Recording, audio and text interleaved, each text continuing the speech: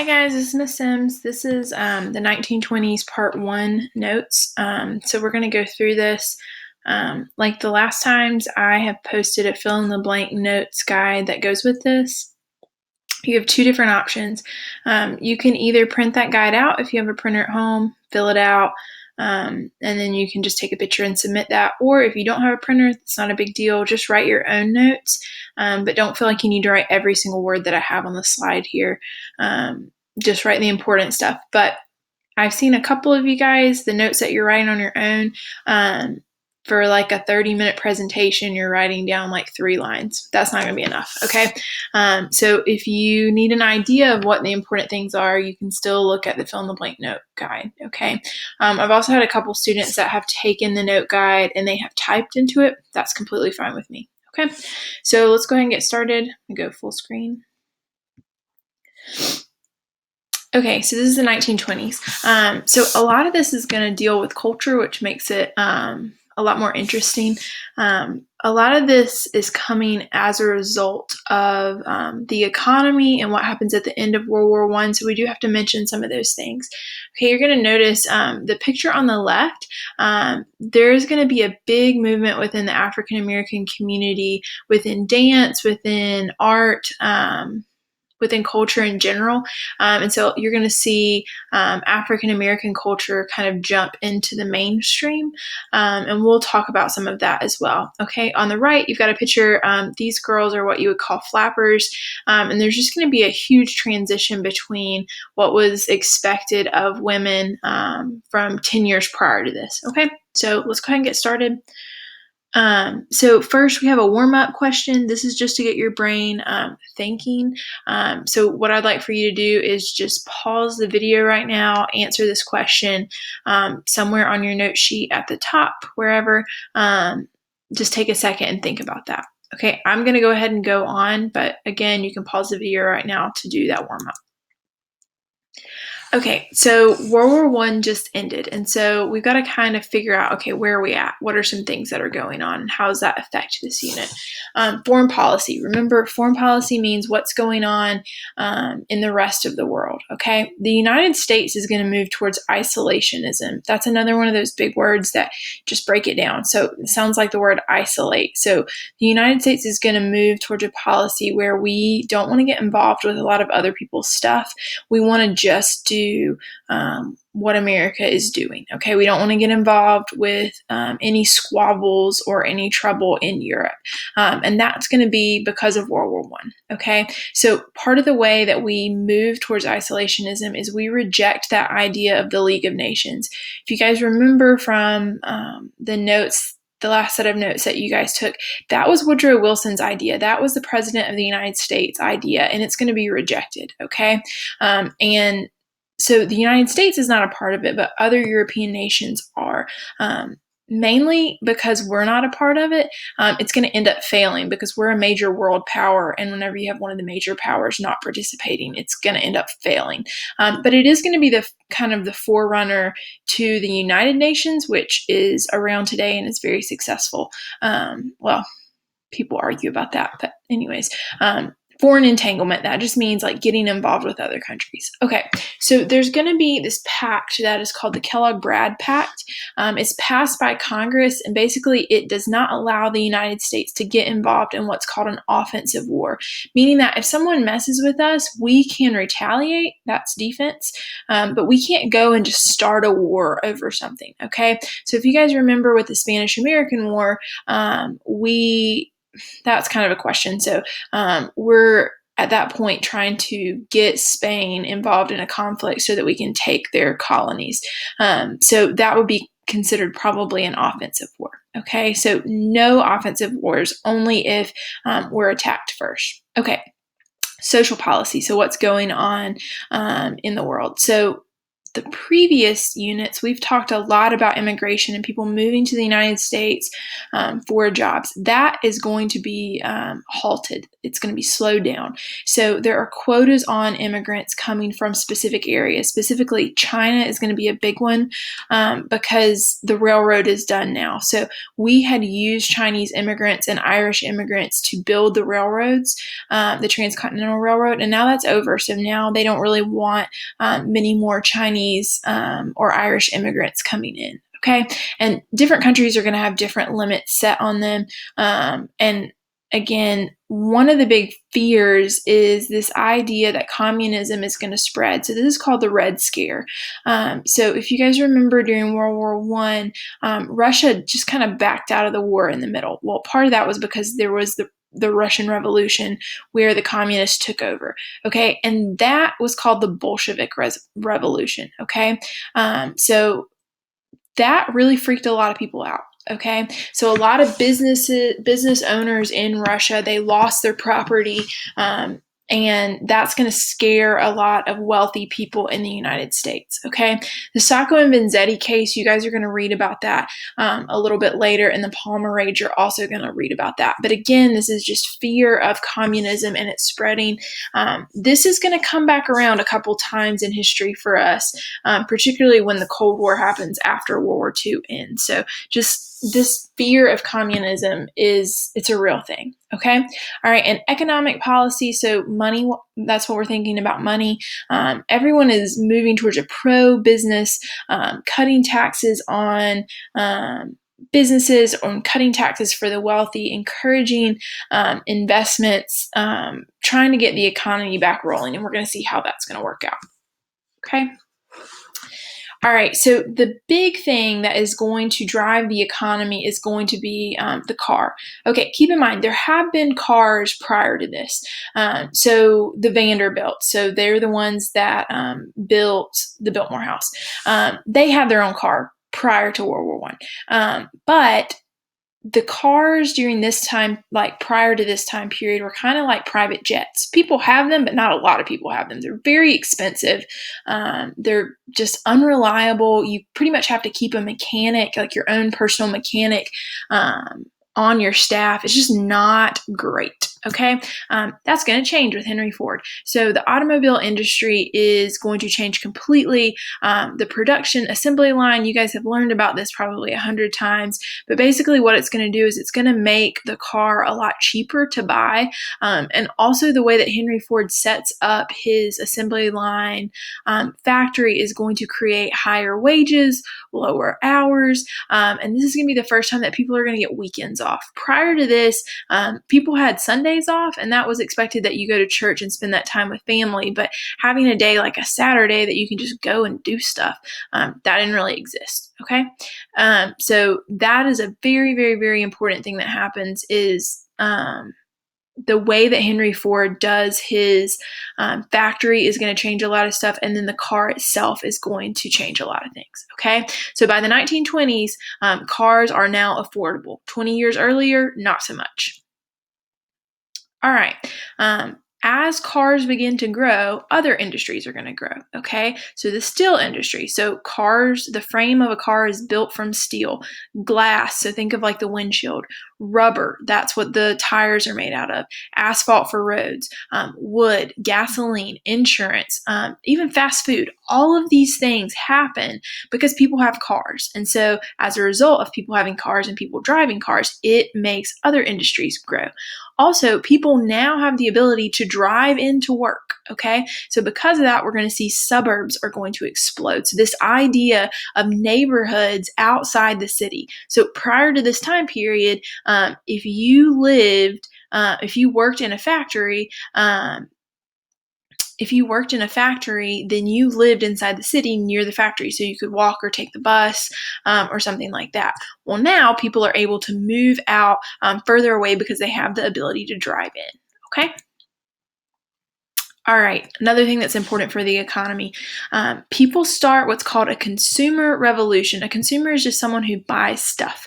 So the consumer revolution is people are more able to buy affordable goods. So it is cheaper to now buy a refrigerator or a vacuum cleaner or a washing machine, those kinds of things, or a radio. Okay, with Henry Ford's assembly line, lots of different factories are going to pick up on using that assembly line process, which makes lots of different things cheaper. Okay, there's also going to be a boom in what is the advertisement. So prior to this time period, there just wasn't a lot of advertisements out there. Now there's all these advertisements that say this is the best thing ever. This is going to make your life better. You need this in your life, and people aren't used to that. We are used to that in 2020. We kind of ignore it. They just weren't used to that, and so that's going to make people want to buy stuff. Also, there's going to be this change called installment buying, which basically means you can buy on credit, meaning if I want to buy a refrigerator that's going to cost $100 in 1920s money, and I don't have $100 because that's a lot of money. So they say, all right, you can pay $5 or $6 every week until you get it paid off, and you'll just have to pay a little bit extra. So people begin to buy things on credit. There's also this idea of I can get rich really quickly, so that people are going to start putting money in stocks and selling stocks and trying to make that money quickly. Okay. All right. So we mentioned before the car makes suburbs more attractive, but you're also going to see a lot of people that are living in the country, living in rural areas. They're going to start to flock to the cities as those people that were already in the city start to flock to suburbs or outside the urban areas. Okay, so African Americans are going to start to move north. This is called the Great Migration. This is really important. This is going to make cities like Chicago and Detroit and Harlem as a part of New York, they are going to explode with African Americans moving into them, and African American culture is going to become really important in those areas. A lot of people are moving because they want to get out of the South. They're tired of sharecropping. They're tired of Jim Crow laws, racism, lynching, all the bad things that we've talked about. They want to get away from that. And so the idea is move north, or some people move west out to California. They're going to find that all of that stuff doesn't go away, but it is better in the north. And this idea of the Great Migration, it lasts from about midway through World War I until after World War II. It's a long period of time. Okay, we're also going to see a lot of Mexican Americans moving to the Southwest, and so that is going to create another set of culture there as well. Okay, skyscrapers become a thing. That is going to increase the capacity in cities. And again, suburbs are going to grow because of the access to cars. And you're going to see that mostly people living in the suburbs are going to be Republican, conservative, much like it is today. Okay. Okay, so on your notes, you guys saw that there was a warm-up. We are skipping that warm-up, so that's why it went over, so don't stress about that. All right, so let's talk a little bit about the presidents during this time period. All right, after Woodrow Wilson, we've got Harding, so that's this lovely fellow on the right. So his whole policy or slogan was return to normalcy. Basically, let's get out of all this European involvement, all this nastiness of war, and let's get back to what America is good with, okay? This guy is not a bad guy, but he's not seen as being super intelligent, and he lets other people make his own decisions, and those other people are not going to make great decisions. So there's this group of guys that are called the Ohio Gang. They're greedy men who wanted to get rich off the government, and there's going to be what's called the Teapot Dome scandal. Basically, the Secretary of Interior, so that's someone that is within Harding's cabinet, is going to transfer oil reserves from the Navy to the Interior Department, which he's in charge of, and then sell that to private business owners, businesses for profit. And it's going to become this huge public scandal. It's a really bad thing for Harding, but what's going to happen is that Harding wasn't corrupt. He just wasn't aware of what was going on. So that's kind of a problem. Okay, unfortunately for Harding, he dies, so he doesn't really have to deal with that for a really long time. And his vice president, Calvin Coolidge, becomes president. Calvin Coolidge is known as being quiet, honest, frugal. So it kind of deals with this Teapot Dome scandal, and now they're moving on to still supporting big businesses, trying to reduce the national debt. So we went into quite a bit of debt after World War I just because we were selling products to our allies, but our allies didn't have any money to pay us back. So we kind of want to reduce that debt. Basically, we want other nations to pay us back. And then also this idea of lowering taxes, okay? Coolidge also has this idea, and there's a lot of other politicians that have this idea, that the nation would work better if the government was not as involved. Okay, this is a huge shift from Teddy Roosevelt and Taft and Woodrow Wilson, who were progressive presidents who were pushing forward, hey, bad things are happening, businesses are not taking care of people. Think back to the meatpacking industry and those really crappy apartments. And so there had been a long period of time where people believed that the government should help people, and now people are moving to a position to where the government should stay out, okay? And this is just going to be a shift in who controls the government. Okay. This time period is called the Roaring 20s, okay? I want you guys to keep that in your head. You don't necessarily have to write this warm-up out, but I want you to know that this time period is called the Roaring 20s, and you're going to see it's because a lot of things change culturally very, very, very quickly, okay? I can't remember. Hang on, give me 1 second. I'm going to look back at your fill-in-the-blank notes and make sure I'm not going too far. Okay, so we do need to keep going a little bit further. Sorry, guys. All right, so again, this period of time is called the Roaring 20s. So there are a few problems that are, the Roaring 20s is really good for a lot of people, okay? So the economy is picking up, people are building stuff, people have money to buy things, but there are some people that life still sucks for. And one of those groups of people were farmers. Another of those group of people are African Americans, who also, a lot of them happen to be farmers. So if you're an African American and a farmer, you got hit double bad. There are some white farmers that are also going to get hit. But anyways, what ends up happening is after the war is over, land prices are going to fall, and so we're going to see that is going to cause some problems. Also in the South, there is this policy called Jim Crow, which is this idea that whites and blacks should be separate. This came out of that court case that we talked about, Homer Plessy versus Ferguson. That came out of that time period. And so we're going to see that African Americans are really having a hard time. And the president's not going to do anything about it. Because remember, he thinks that it's just better if the government stays out. And so this is going to result in African Americans getting treated very poorly during this time period. Okay, so let's think back about what's going on, America's role in the war, okay? So again, we are trying to avoid any kind of war or being involved in any kind of war. So at this time period, we are going to try to scale back the number of weapons that we have, our naval ships, all of those different things. We already talked about the Kellogg-Brad Pact, which basically just outlaws an offensive war.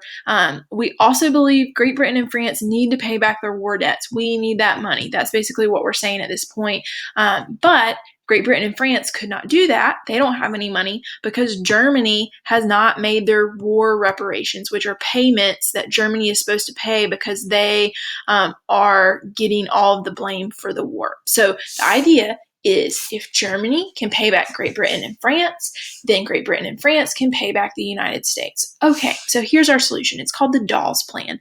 So the United States is going to loan money to Germany. Germany will then pay back Great Britain and France. Great Britain and France will then pay back the US. The US makes money on this plan because we are financing it. So we will get interest off of the money that we're lending to Germany, and we're going to get paid back from our war debt. That is the plan. Unfortunately, it doesn't go through very well because pretty quickly the stock market is going to crash. We're going to get kind of get swept into the Great Depression. But we're going to talk about cultural things for a little bit more before we jump into that. Okay, that is where we're going to stop for today. So let me go ahead and stop this.